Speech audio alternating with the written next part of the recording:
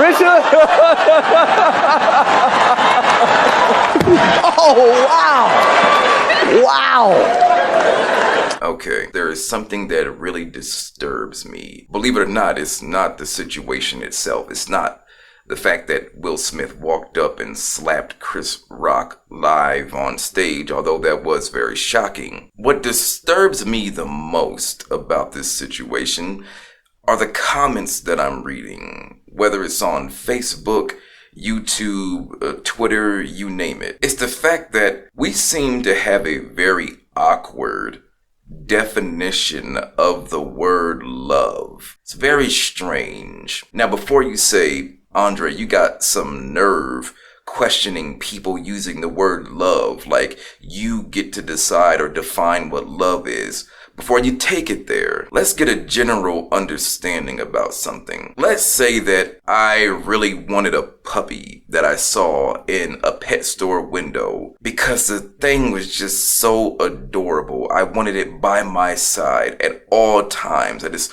could not help myself. But I don't have the means to take care of that puppy. It's just because I want it so bad. And so I buy the puppy anyway because I just can't live without it. It's just so darn adorable. And I keep it with me wherever I go. It's in my backpack. It's by my side all the time. But it's not being fed properly because I'm just so attached to it.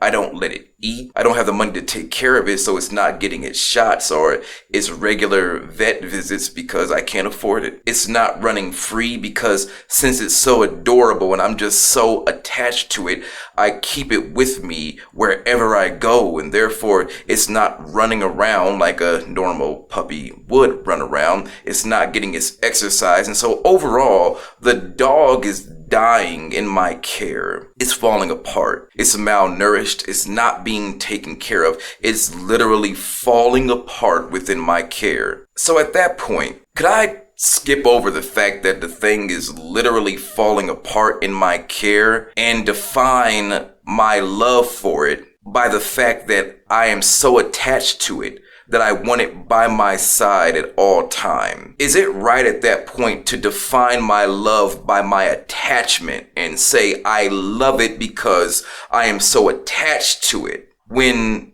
that attachment is leading to the downfall, basically, of the puppy? What I'm reading in these comments is that a lot of us would define love that way. What I am trying to say is that if love does not look out for the well-being, the totality of the well-being of something, is it right to define it as love? Why have we made up in our minds that I get to ignore all the problems being caused? I get to ignore all the things that are falling apart. I get to ignore the potential danger. I get to block all of that out of my mind and claim love and claim that I love it because of how attached I am to it. How did that happen? Can we agree that that is a very awkward definition of love? And can we also agree that if we're honest, that is not love?